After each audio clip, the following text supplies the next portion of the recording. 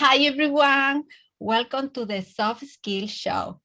Today, we are going to talk about how to become an entrepreneur in the data space. And for that, I have a special guest. She has superpowers to fight against the dirty data. And she is the classification guru. Welcome to the show, Susan Walsh. How Thank are you you? so much for having me on.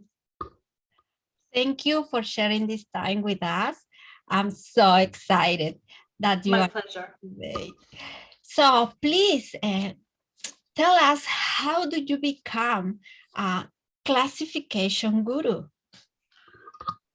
Well, it's been a very bumpy road, I would say. And I think it's been many years in the making, but I didn't realize it. I think all the jobs that I've ever done have led up to this career. And I was on another podcast the other day and I was saying the same thing.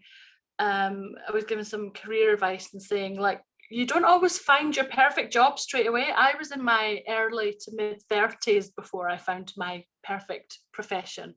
So I started out in sales, did that for nearly a decade, and then thought, this isn't what I want to do. Then 10 years ago, I opened a clothes shop for women's clothing, beautiful clothes, beautiful shop, and nobody bought anything. So I had to close that down. I had to go bankrupt and I had to start from scratch again. And I just needed any job.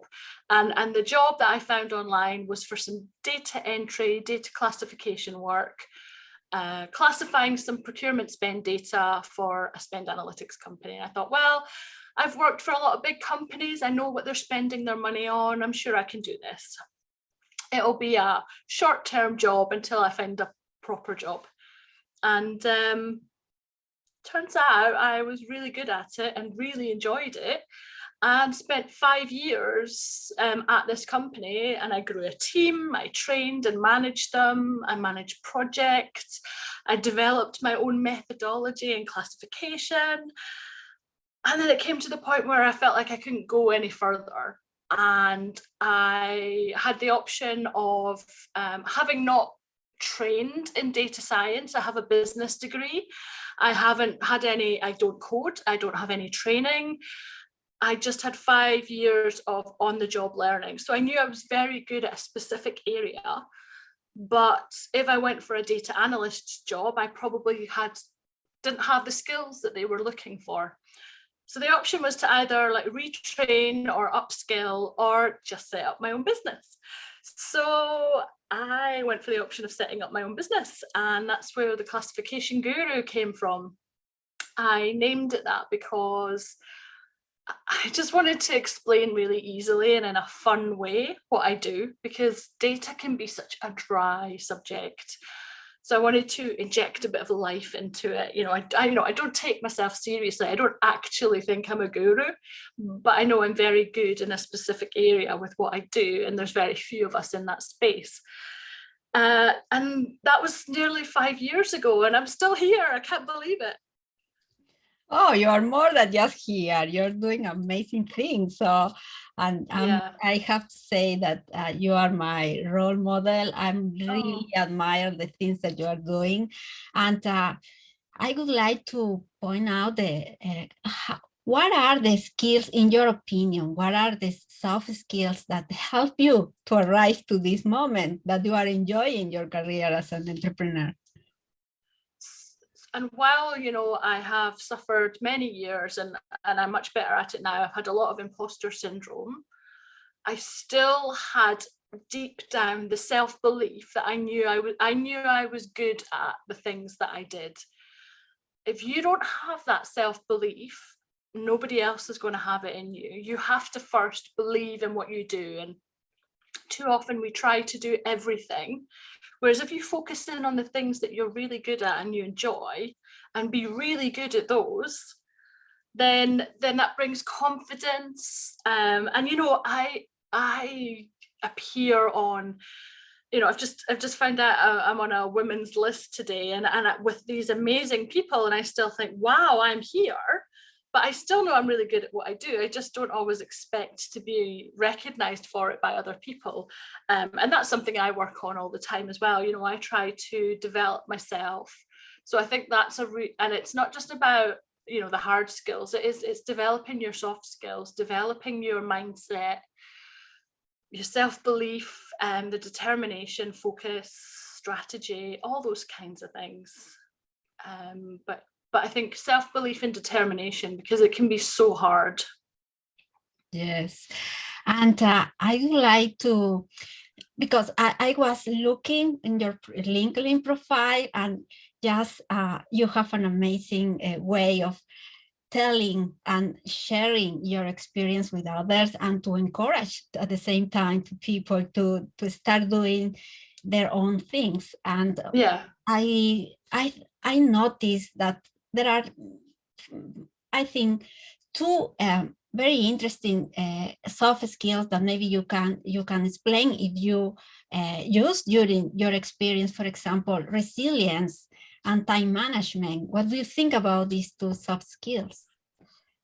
Resilience has got me through so many things, and since we last spoke, I think it's been a while since we last spoke, but I've done my TEDx talk now, and I spoke around that, and I've had a lot of things, difficult things happen in my life, but I always believed that it would get better. So, you know, first of all, there was the bankruptcy.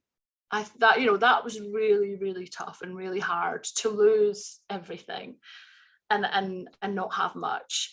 So once you've been through something like that, you think, well, you know, it can't get much worse. If I can survive this, I can survive anything. And then my mum died, and that was really tough. And that was really the hardest and most horrific thing that happened. And I won't go into too much. It is in my TEDx talk, but she was found washed up on the beach. It was not a good thing, and it was very public, and lots of people knew before we even had time to, you know, take it in. But you have to believe, like, things can only get better after, you know, this has got to be the worst thing. It has to get better.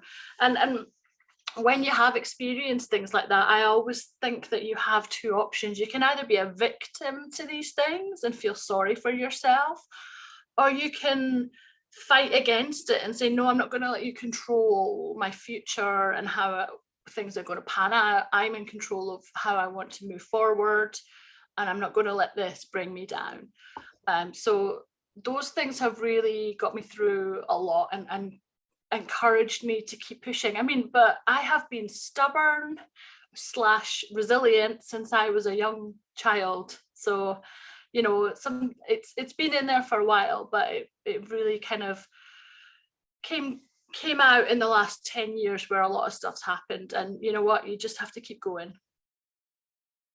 Yeah, and I have, yes, yeah, your story is really inspiring, because it's like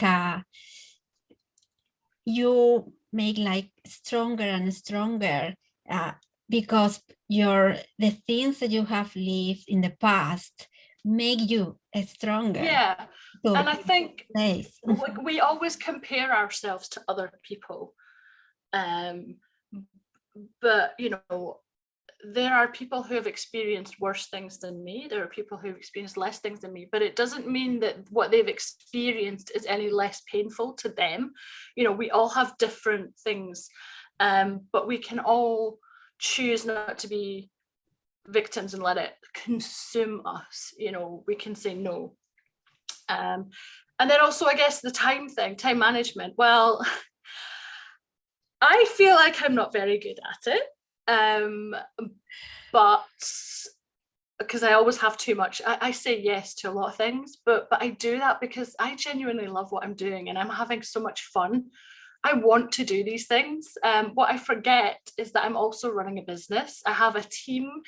I have 5 people now who are doing various different things for me.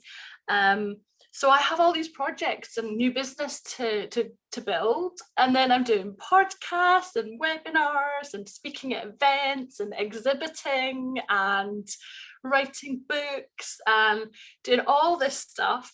And honestly, I don't know how I've managed to fit it all in, but I think learning to delegate has been, and trust people has been a real big thing for me. And it's been hard, but compared to a year ago, I am so much more, I guess, independent from the business.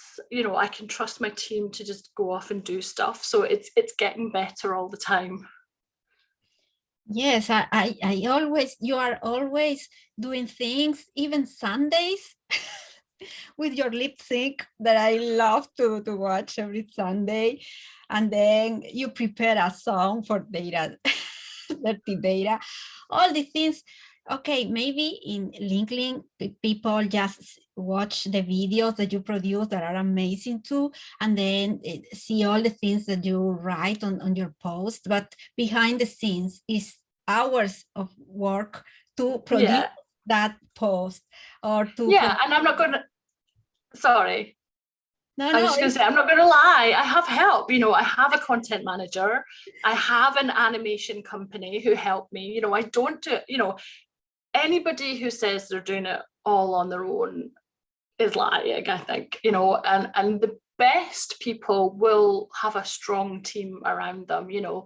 I have people on my team that are better at things than me in certain areas, because if I do it, it's not going to be as good. So, that's what makes it all work.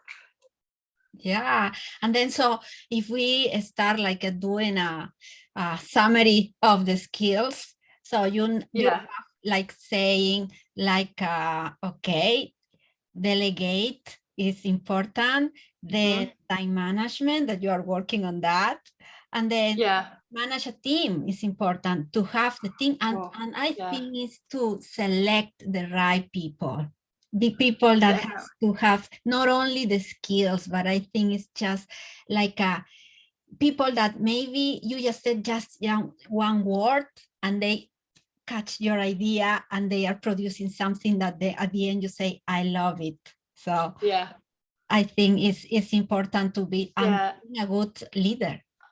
Yeah, and I don't know if it's a soft skill, but I would say, embrace fear and take risks. That's, as an entrepreneur, you have to do that. You have to embrace failure, because I can tell you now, and I share a lot of stuff publicly, I fail so much more times than I succeed. But when you do succeed, it overshadows all the things that are failures. Yeah, I think the positive things about failures is that we learn from them when we learn from them. And then we build on the top and we say, okay, that helped me to sharpen this skill. And now I feel that I can do better things thanks to that. Because sometimes when everything goes like perfect, you don't have this opportunity to sharpen your skills. So I think that's important. Another thing is the fact of resilience. So we have, I love this phrase that you say, control your future. So because you can just cry or say, I cannot do it this, or you just say, okay, it happens now. The solution, what can I do to continue walking through my path to achieve my goals? So I think that's the attitude. And for being an entrepreneur, as you have said, it's very important to build on the top of the failures and say, yes, I can say that I have failed, but now I am the classification guru. And also, I think when you are an entrepreneur, there are so many unknowns and so many things that you can't control. You have to focus in on the things that you can control, because that, then that makes you feel better, like you are in control again. If you focus on the things, if I feel completely hopeless at the moment with what's going on in the Ukraine, I can't help them. So what can I do? What can I control? And it's like the most ridiculous, smallest thing. but it's doing lip syncs to make people smile on a Sunday. You know, it's not helping anything in Ukraine, but it's the only thing I know I can do that will help make people feel better. Yeah, it's You a know, grain of sand that made the difference. yeah. Well, hopefully. No, yeah. I have to say that every time that I see your lip sync, it's like a wow. It's like a, yes, sometimes it's not easy because we are living 2 years under lockdowns and everything, and now we are entering into this new situation, and you say, Yeah. okay, so we need something positive here, and we find this post by Susan Walsh, and we said, okay, this is She's something dressed as a fairy. What is she doing? awesome. And then, okay, you are an amazing entrepreneur, but as you said, you are enjoying all the process, not only just because something that I love is that I remember some time ago, I asked you for some material, if you have some material to share, to know more about how to clean data. And you told me, wow, you have to wait a little because I'm writing my book. And I said, oh my God. And the book was like, okay, it's the future. You And mean this book? yeah, The one that matches my nails? yeah, that's amazing. So please tell us more about your book. Give us It's some, me. yeah, now you I hold this and I still can't believe that I wrote this. I mean, it's the craziest thing. But I put all my knowledge in here and I shared it in Excel because everybody uses different tools, but everybody uses Excel. So I kind of reverse engineered my process into Excel, shared as much of my knowledge as I could, and the feedback I've had is that it's really helped some people, that they've learned things from it, and that's really satisfying. That's why I did it. Not, you know, I never had ambitions to write a book, but I could see there was a gap in the market for the knowledge that I have, and so I wanted to put it out there before somebody else did and maybe didn't do it so well. yeah, but I love that you share your foolproof method to clean and classify data. So this is amazing because you are sharing your secrets, and this is something that doesn't happen every day. So it's like when someone discovers something, it's just for them. So this has to be my, and you are, that's why I admire you, because you are one of the contributors that I love, because you are sharing always with the community. When you discover something, you go there and you post something about that, and you give like a, you know, sometimes we need just some like a inspiration, and your posts are that inspiration. So now imagine a book. So my God, this is a source of inspiration and knowledge. Yeah, thank you. And also I recognize that, you know, the way I do things might not be the best way. And I encourage people in the book to improve on everything that I've given them. You know, let's work together, because I can only clean one data set at a time. And there's millions of data sets out there. So let's get everybody doing a little bit of it. And the other thing is, it's back to that self-belief. So, you know, I know people can take the book and they can go and clean their data, but I also know that I can do it better and more efficiently. I've been doing it for 10 years. I do this stuff with my eyes closed. So yes, people can do it themselves, but I can be quicker and faster. And sometimes people want to pay for that service, and that's fine. Sometimes people don't have the budget for that. In that case, you know, have a book. And also what I want to do this year is build some training courses as well for myself. So watch this space. That'll be the next step on from the book. Yeah, that's why I said, oh my God, time management is the key here, because you're doing a lot of things and you're having fun, as you share with us. Yeah, definitely. Yeah, another thing is that okay, the book is like a wow. When I saw the post when you released your book, it was like wow, it's amazing. But then you are participating in TED conference, and you've said you are like role model for many people, so you are asked to talk in many events. So I would like to finish this talk with you. Maybe you can give us a message in general for all the data professionals that are thinking on become entrepreneurs. And thank you for invite people to join you to like clean data everywhere. But give us this message, hope, because you have this power not only of clean data, you have the power to motivate people and inspire. So give us a message. What do you think we need to take to make the decision to become an entrepreneur? So the first thing is, it's not for everybody.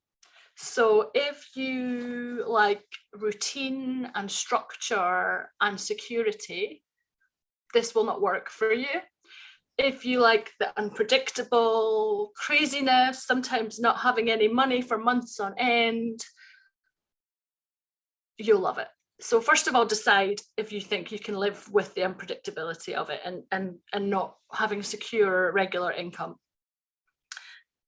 Are you doing something that you love, that you're passionate about? Because if you do that, it won't feel like work. And you know, if I can do it, literally anybody can do it. I don't have a data degree or education. I learned on the job, and I have a data business, and a successful one. So it proves that you don't have to have degrees and certificates. You can learn on the job and be really good. And then if you can just prove and show your worth and your skills, people will come to you. And that's what's happened with me. It's, you know, self-belief again, you know, find the thing that you're good at and get even better at it. Yeah, that's important. And I think that self belief and another thing, self promotion, because that is something that is important, because sometimes, as you said, maybe we don't realize how good we are doing things, and maybe others see that, but at the end we have to say it.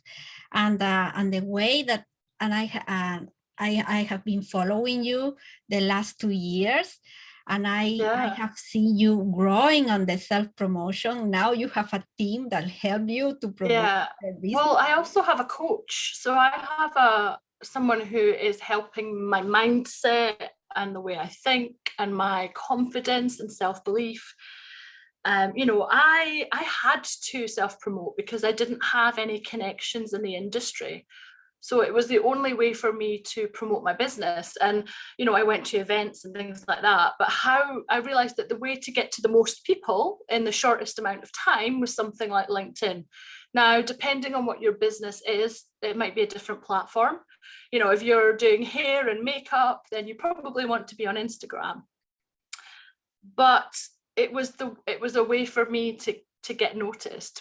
But at the same time, you know, it had to be good content. It had to be relevant. So it had to be things that people were interested in or were struggling with, that they could relate to, those kinds of things.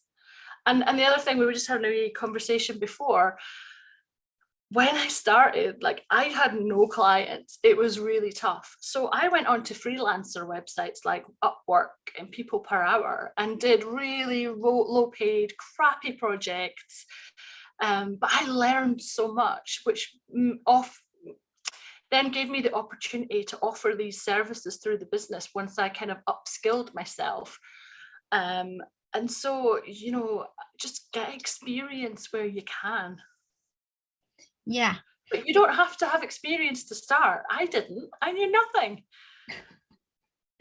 My God, you're amazing. Apart from what I was doing, apart from the classification, I didn't know how to run a business properly.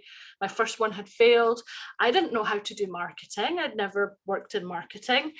Any of that stuff, you learn as you go. I didn't know how to manage it. Well, I thought I knew how to manage a team. I realized I didn't know how to manage a team. So, you know, learning loads of stuff. Yeah, that is the attitude. Learn and be open to learn from others.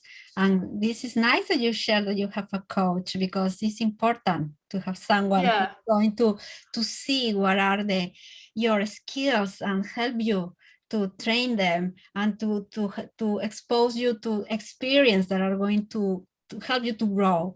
And that is awesome. So yeah. And I have to be honest, until I met her, I never believed in coaches. I thought they were all, love and peace and happiness. And it's not like that at all. When you find the right coach, they will bring out the best in you without you even realizing.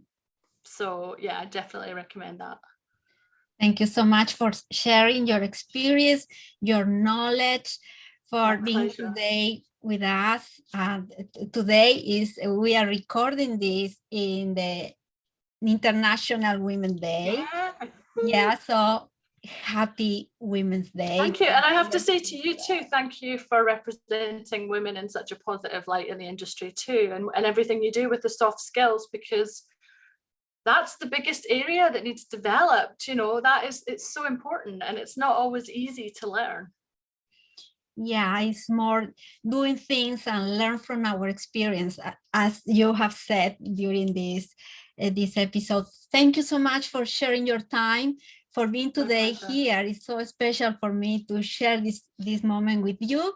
And thank you everyone for watching the Soft Skills Show, and see you in the next episode. If you like this episode, please hit on subscribe for the next content. Thank you so much. I'm going to leave all the links for the book and link her profile, everything, if you want to know more about Susan.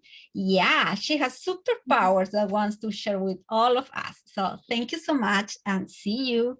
Bye.